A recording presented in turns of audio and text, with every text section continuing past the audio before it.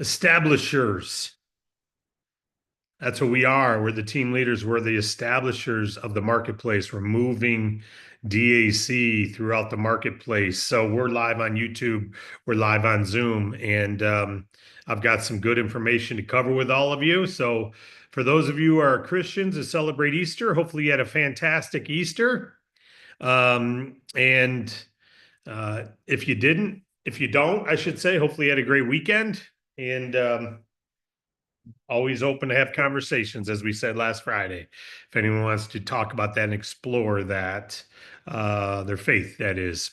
We're more than just a business, we're a community. And a lot of us are friends and confidants, and we're happy to have any type of discussions. But listen, I've got some good stuff I wanted to cover with you today. We're the establishers, right? We're the ones who said we want to be leaders. That's why we're on Monday. We said we want to go help take DAC, this mission, to the marketplace. And, last week we had challenged all of you as establishers and as leaders to download the updated business opportunity slides and do at least one private Zoom meeting with your team, a friend, an agent, a stranger, doesn't matter. Just do one and bring your team in. I got somebody email me, congratulations, that's awesome. I'm not able to watch them all right now, but I hope to watch some of the links later. So thanks for sending me the links. But I don't know actually who did it and who didn't, right? You do though. And more importantly, so does your vision of what you're trying to make happen. And so does your team. So to those of you who did, you stepped up, you hosted one, whether it was perfect or messy, it doesn't matter. It was done. I put a post up on Facebook yesterday about suffering from doing is a badge of honor. Suffering from regret of not doing it's not a badge, but it should be some sort of alert, right? It's a notice that, man, I didn't do the thing. I got to do the thing.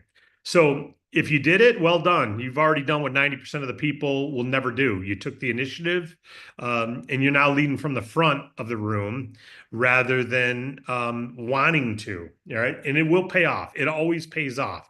To those of you who didn't, don't worry about it. This is not a guilt trip, but it is a gut check, right? We're the leaders. And we don't become establishers because of our titles or because we show up to Monday or because of intentions or because of anything. We become establishers because we take the steps that others won't do and we establish, right? We actually do it. And, but you can fix it today. If you didn't do it, you can fix it today. Just schedule one today, right? This week, schedule it now for this week and get it on the calendar and stay through and do it. I had one person write me and he said, there wasn't a lot of people. I only had 3 people on, but I had 3. Hey, it doesn't matter. He established, he did the thing and he moved forward and that moved his group. And now next time it'll be more people, right? So that's what we want to focus on is moving forward. Now, that's a reminder of last week's challenge. That's a reminder of what we need to do if we didn't do it and if we did. But let's talk about a couple things I have for you for today. Number one, and I've got some notes here. Number one, remember, you're not here to manage a group. You're here to move a group. We talked about how to influence your team a couple weeks ago. We talked about how to stay in the right phases. Remember the 4 phases? Phase 1 is recruit and sell. That means you get new agents and talk to customers or help your team get new agents and help your team talk to customers. So that's business development mode. That's phase 1. That's the phase we're supposed to spend 90% of our time in. Phase 2 is managing our recruits. That's helping to encourage, helping to lead, coaching, all those type things. Phase 3 is overseeing your managers. That's really, you shouldn't do that much. They don't need a whole lot of overseeing. There's just a little bit of regional team leadership or national team leadership. And then there's overseer or overseers. So phase 1 is recruit and sell. Phase 2 is manage recruits. Phase 3 is oversee your managers. And phase 4 is oversee your overseers. You don't want to be in phase 3 and 4. Those aren't like, hey, I'm now an overseer of overseers. No, we call that management mode deficit, where you don't make any money. You don't grow anything. You're basically living off the past and it's kind of going downward. So you don't want to do that. You want to stay in phase one and do a little bit of phase two. So phase one is 90% of your time, recruiting and selling, business development, you getting new customers, you be it bringing on new recruits, and you helping your team do those two things. Then managing that's some training, that's some looking at your back office, measuring your key performance indexes, see how many applications are taking the funding, what do you got to do differently as you're talking to applicants to make sure they're sorted right. And make sure that they understand the expectations of the funding amounts, et cetera. And if you're doing everything right, then you should get 100% of the people who get approved, take the money, right? Because you've already set the right expectation. So those are the phases we're supposed to be in. As establishers, we're creating a movement, though, to do that. We're not here to manage people, but we are here to lead them and create a movement. So an agent is one thing, an establisher is another, right? Agents take actions, that's great, but establishers create the movement. You guys are the influencers, right? So we're the visionaries, but we also have to be the implementers. If we're not doing, we're not leading, right? And so you got to be visionary, and agents respond, which is great, but establishers initiate. You're the ones who influence it, right? So we got to make sure we're looking at our role. I remember one definition I heard of leadership is the ability to move people without touching them. Now that's a heck of a responsibility, right? But what a lofty goal to shoot for, though. I mean, isn't that inspiring to be able to move people in a positive direction without actually physically touching them? But that's through inspiration, through initiating, through influencing, through helping them focus on their goals, by encouraging them, by complimenting them, by speaking highly of them, by speaking into them success. You know, you see a little fourth grade football player throw an interception, and at least, he's down and crying on the sidelines. He's fourth grade. He didn't know he'd ever throw an interception. And the coach's job is to speak into them, right? And to speak into the future. It's okay. It's how you learn. What could you do differently? And then they start talking about the touchdown they're going to throw and the completions, and they start speaking positive vision again. You've got to imagine success. If you're not imagining success for your team, they're imagining failure usually. They're usually fearful, and they're looking at what's going to go wrong. I'm not going to be ready for this call. I'm not going to be ready for that call. I'm not going to do that presentation well. All those things. The responsible thing you can do is speak positive into them, but keep in mind, it's being active is more important than being great, right? Just getting after it is more important than getting good at it. You'll get good by doing. So you've raised your hand to be a market leader. You're not just a participant. You're on this call for a reason. So I would ask you, as a checkup from the neck up, are you spending 90% of your time in phase one, as we talked about getting customers and recruiting new agents? Did you do the biz op overview? If not, gut check, schedule it, get it done, schedule it. And what percent of your week last week was in phase one? Were you a good example? So here's a question my mentor said to me years ago, my mentor in this industry anyway. He said, if my team did exactly, or if your team did exactly what you did this week, how much growth would your team have had? If my team all got talked to the same amount of business owners this week as I talked to, how many business owners would my team have talked to? If my team had gotten as many customers as I got, how many customers would my team have gotten? If my approaches, if my texting, if everyone in my team would have texted as many business owners as I did, how many business owners would have been texted in my whole team? And so that's a great example of, am I leading by example? Would I have moved the needle? If everyone did what I did, would I move the needle? So as an influencer, you're an influencer. As an influencer, and I don't mean some social influencer trying to get clicks. I'm talking about influencer of B2B marketing. And you influence by being an example. Tell some stories. Okay, so as an influencer and as an establisher, your growth, your team growth doesn't come necessarily just from what you do. It comes from what your team duplicates, but your team duplicates what you do. You see the transitional there? If A equals B and B equals C, then A equals C. The transitional I think that was called the transitional, not transitional. Some of you know the mathematic formula. It's been 11th grade last time I said it. But I don't, I remember the theory. But transitive, I think, transitive theory. If A equals B and B equals C, then A equals C. Well, if you influence your team, okay, so if your activity influences your team, then your team's activity is influenced by what you do. So I didn't really use the theory well there. Okay. So I confused myself. But the bottom line is your growth doesn't come just from what you do. It comes from what you duplicate. But what you duplicate comes from what you do because you influence them. So you want to duplicate right behavior by being the example, and they follow that example. So you can't directly make everyone do stuff, but you can influence it, right? So duplicate people. So are you duplicating or are you directing? In other words, are you being an example or are you just telling people to do this stuff? Are you actually talking to clients or are you just telling people to talk to clients? Are you actually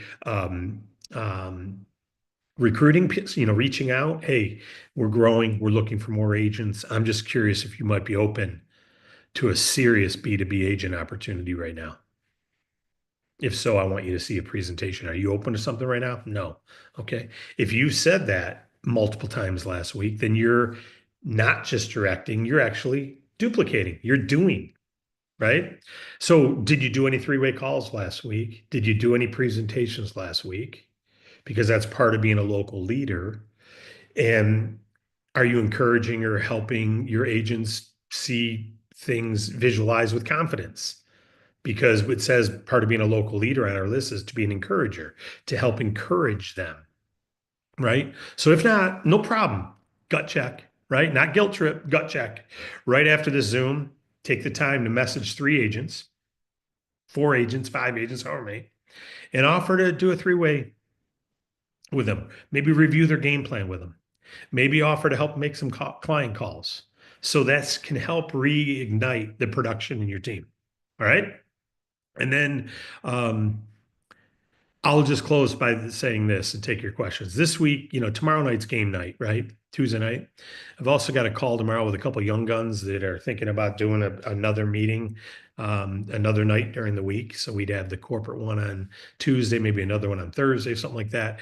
And then, of course, so hopefully you're all doing yours on certain days. But keep in mind, as establishers, we want to lead by example, producing daily, recruiting people weekly for the Tuesday call, and then finding out which of them want to be leaders. So you got the client funnel, keep adding more people to it, comes out funded clients or referrals into payment processing, right? And so that's one funnel. Then you have the agent funnel. Remember, they go through the whole process and they go through the training, they become duplicated. We have the yes, no, all the questions, if they're really an agent or not.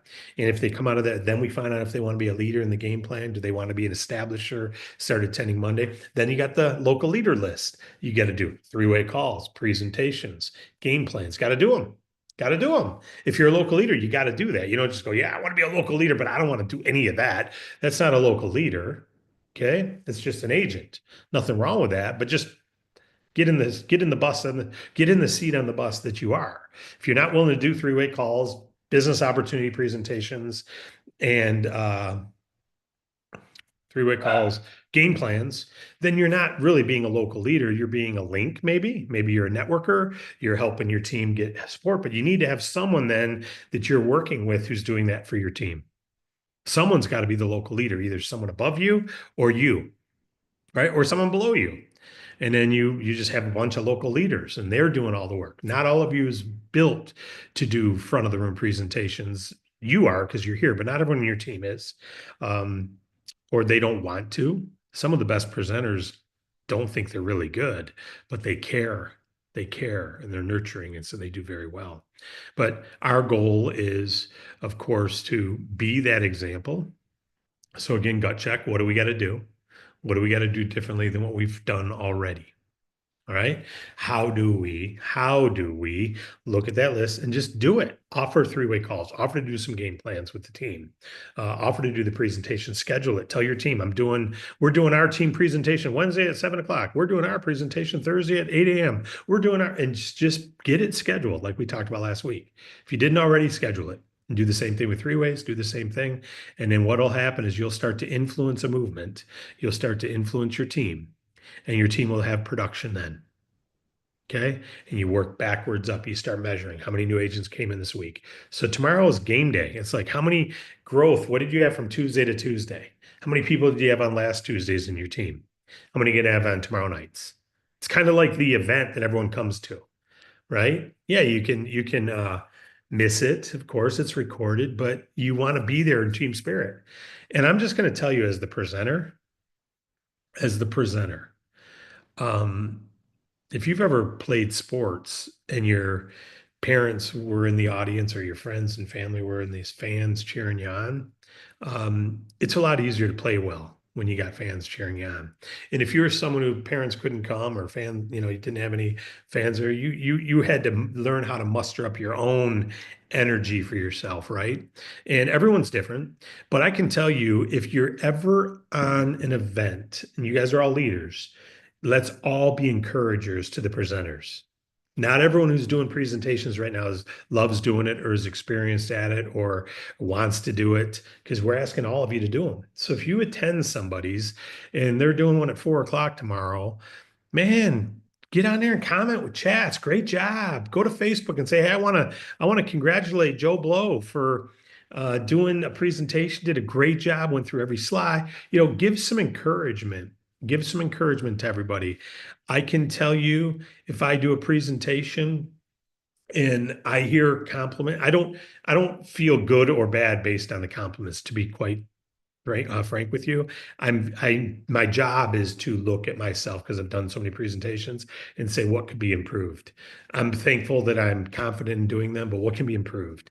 And but it's still nice to hear praise that you okay, that I wasn't sure whether that slide insert was a good move or not.